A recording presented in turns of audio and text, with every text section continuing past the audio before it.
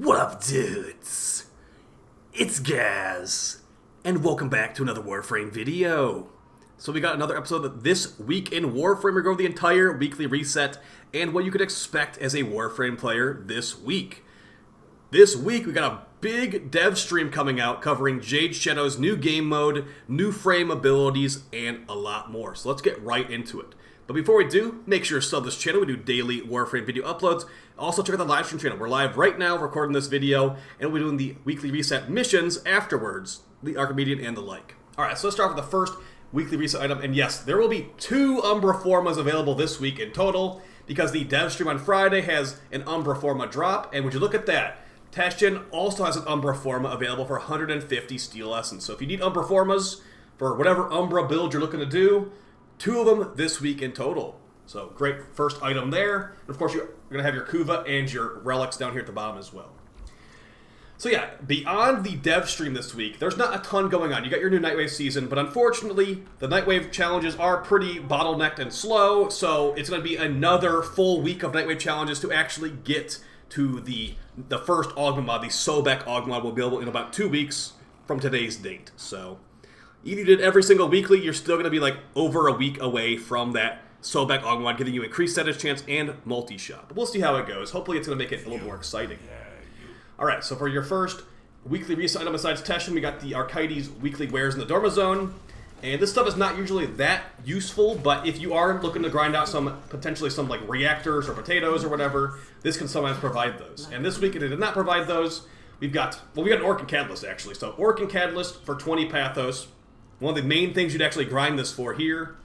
You got an Exilus Warframe adapter for 20 Pathos, a Pistol Riven mod for 15 Pathos, 5,000 Kuva for 10 Pathos, and looks like we got some. Well, the Nanospores is actually on an hourly rotation. A Forma blueprint for Pathos. They did change my sorting here, so that threw me off a little bit, but yeah, you have a Orcian Catalyst for Pathos over here. Pretty decent.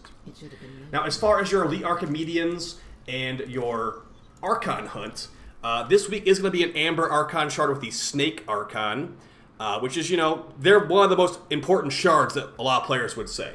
That's going to be involving things like casting speed and things like that. I've got 60% drop rate on this. Definitely make sure you do your Archon hunt and get this unlocked. The mission types are going to be Sabotage, Disruption, and the Final Boss Showdown. For your Elite Archimedian challenges, let's hope that I don't have the Stug again, but I have gotten the Stug quite a few times. Last week, I got the Brahma and Mirage, and that was one of the easiest Elite Archimedians I've ever done. And I honestly, a lot of them feel pretty easy, so let's see what they got for us today. Maybe you've got a Mirror Defense. Okay, no Mirror Defense. And I also have Mirage again, surprisingly. Well, Revenant is going to be unfair, for sure. But as far as the mission types and the modifiers, we've got Survival as the first mission type, and the mission modifiers will be Parasitic Towers. Life Support Towers only activate after 20 enemies have been killed within 15-meter radius of them. So pretty easy one right there. As long as you have enemies nearby the tower, you can activate it as normal.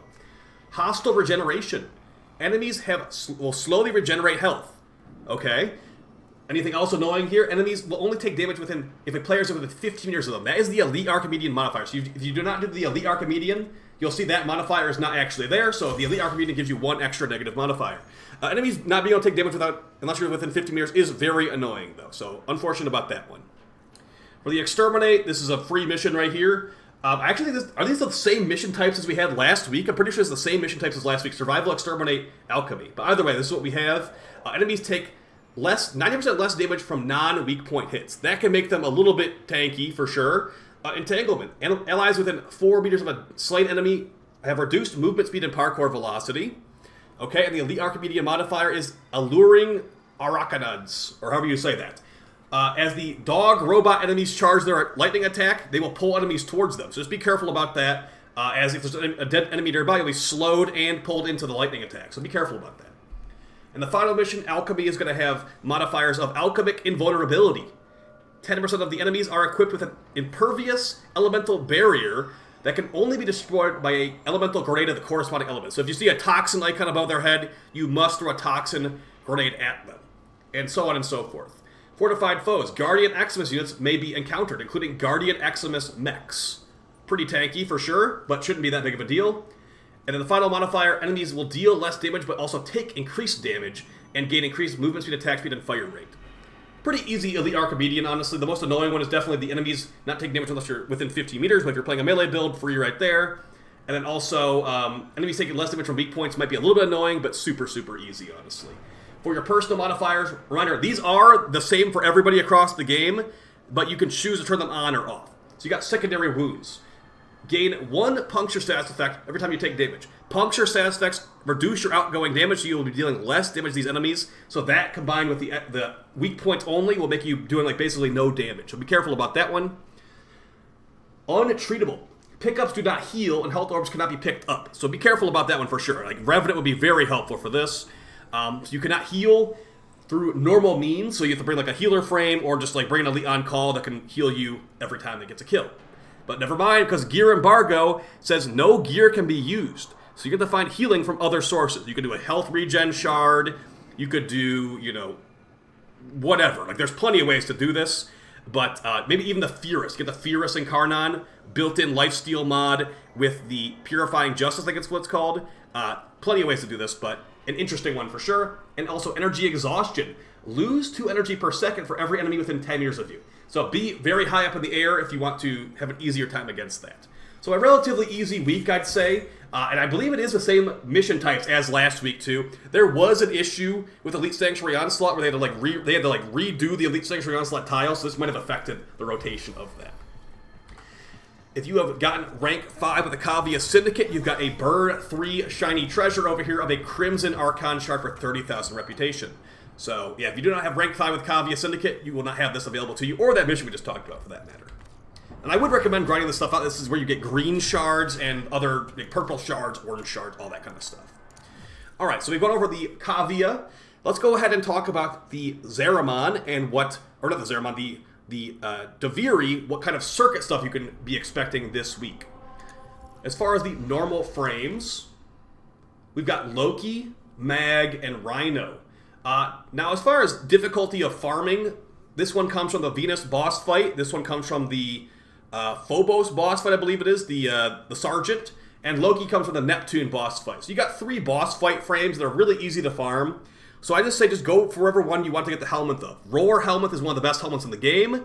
So I'd highly recommend getting Rhino's Helminth. But he's very easy to farm, as are the rest of these. So just whatever one you want to get, honestly. You're not going to be really... Like, you don't even need to... I would say maybe don't even farm Circuit this week. This will be easy enough to farm from the Jackal, the Sergeant, and the Jackal Squad, I think is what they're called, the Hyena Squad. So, as far as which one I'd recommend, though, Rhino has the best helmets, so go for him.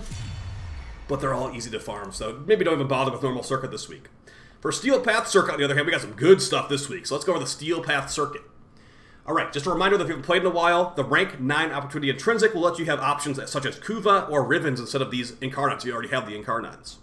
But yeah, we got the Bow Incarnon, the Latron Incarnon, the Furus Incarnon, the Furex Incarnon, and the Strun Incarnon. As far as what all these do, the Bow Incarnon's Exalted, or Incarnon form gives you more range and damage. 4 extra meters of range with the Bow Incarnon. It's a pretty good stat stick with the high status chance increase. And as far as melee influence arcane, that crazy range lets you proc melee influence from really far away. So it's a decent enough Incarnon. The main issue with this weapon is it's a staff type weapon. So if you're using it for normal like gameplay and not as a stat stick, the staff stances are just not the best. So I wouldn't really recommend this one as the top recommendation. It's one of the lower recommendations as far as the hierarchy of this week.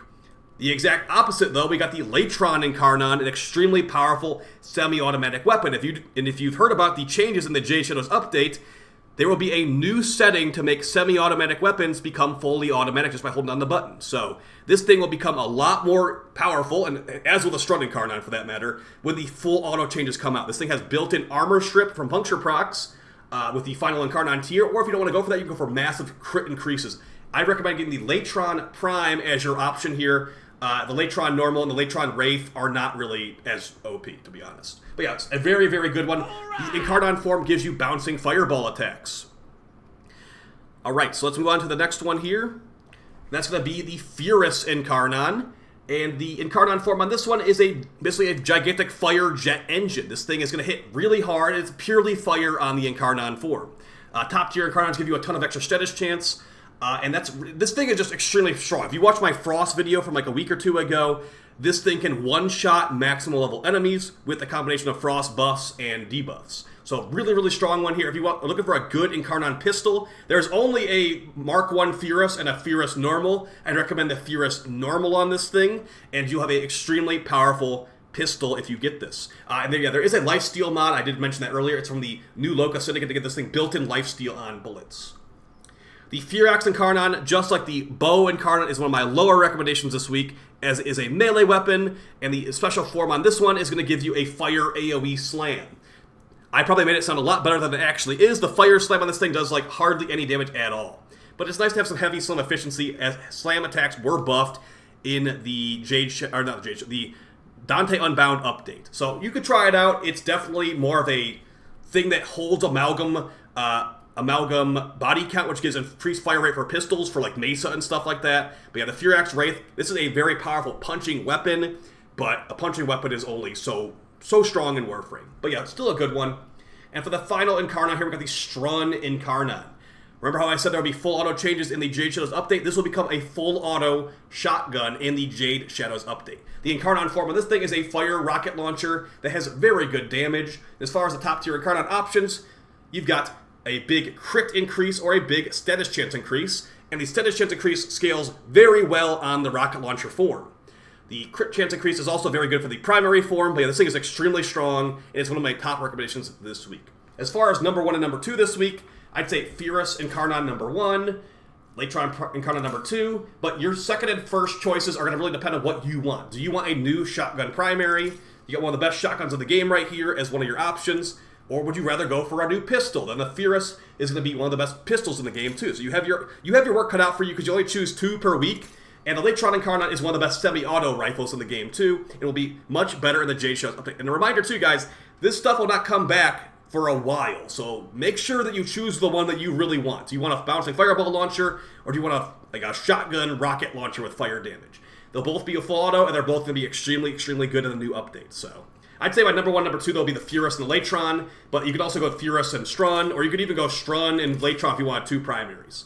I would say that the melees are going to be your lowest priority for sure, because, I mean, we already have full auto melee, to be honest. So hopefully that was helpful to you guys. Let's go over the rest of what we have here. Now, I did already go to the Archon Hunt. It is that yellow shard, but let's go over the Nightwave challenges as far as what we've got.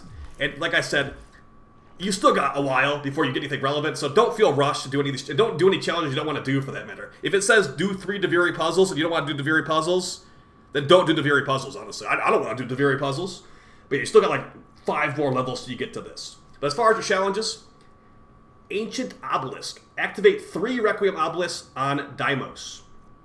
Saboteur. Complete 3 sabotage missions. And your first Elite Weekly is defeat the Ropololist. This is going to require quite a few story modes missions to get to this, but is the second boss fight on Jupiter. It's a pretty annoying fight, but it's, that's where you get some amalgam mods, at least, in Wisp. The final Elite Weekly is Hold Your Breath. Do a 20-minute Kuva survival. That's Tav Uni on the Kuva Fortress. Your permanent weeklies are always the same. Xmas Eliminator, get 30 Xmas kills. Mission complete, complete 15 missions. And the final one, Not a Warning Shot, get 500 kills. For your Cred offering store, it's still the weird sorting that no one liked. Oh, never mind, I actually fixed it. We got the evergreen stuff at the top. So you got your Oracle reactors, your Nitane, and the like. And you got some helmets here. Past the helmets are going to be the Aura mods, and the Augment mods for that matter. So we got Rejuvenation, Shotgun Scavenger, Deadeye, Dreamer's Bond, which should be given to you for free from one of the junctions, but it's here if you want to get an extra copy, I suppose. Efficient Beams to Convetrix. So if you use the Convetrix, and you like the Convetrix, you must have this mod. This mod is amazing on the Convetrix, and it's only available here. Only consume ammo when dealing damage. Also a big chunk of extra status chance. Status chance above 100 is actually good nowadays because you get 2 procs from 1 tick of damage. Used to not be that way. And Sprint Boost. As far as good Aura mods this week, Sprint Boost is definitely a good one. The rest of them, not really needed. And for your Augment mods and your Mastery Fodder, you got the Heat Sword as your Mastery Fodder weapon. And you got the Focus Acceleration for the Tetra, Skull Shots for the Viper, Ambush Optics of Rubico, and Directed Conversion for the Supra. None of these are really what you need. As far as the Nightwave Cred store this week, there's not a ton of good stuff in here. But yeah, that's not going to change the fact that the dev stream on Friday will have a Umbra Forma drop. Make sure you guys check out my live stream channel. I'll be covering the dev stream in depth, and I'll be covering, you know, like my thoughts on it and stuff live on stream, and I'll upload a review video after the fact as well. So you're in the right place for Warframe content. Let's see what we got on these Invigorations. These are random per player. They rotate every week, so let's see what we got. If you get 10 of them in a row, you can do this override thing to choose the frame it will be on for that week. Alright, so we got Chroma. Increased ability duration and 1,000 extra health. That's great for Prop Taker, but I've already got a billion credits. So unless there's a double credit weekend being dropped surprisingly in the middle of the week, at least it's good for Chroma, I guess. Next one for Octavia. Ability efficiency and melee critical chance. I don't really use melees on Octavia that much, but that could be pretty decent. The efficiency is definitely very nice to just have full power strength, pretty much. Okay, Frost one. Let's hope that this Frost one is really strong. Immunity to status effects and increased primary damage. That does not really go with my Frost playstyle, but that's better than nothing. I usually use a pistol and a melee on Frost, so this is not going to be helping that too much. But hey, status immunity is better than nothing, so that's going to be your weekly reset, guys. Hope you find it fun and helpful. I'll see you in another video tomorrow. No stream tomorrow, but definitely will be a video reviewing some important stuff that you'll want to check out. So I'll see you guys next time. Take it easy, and peace.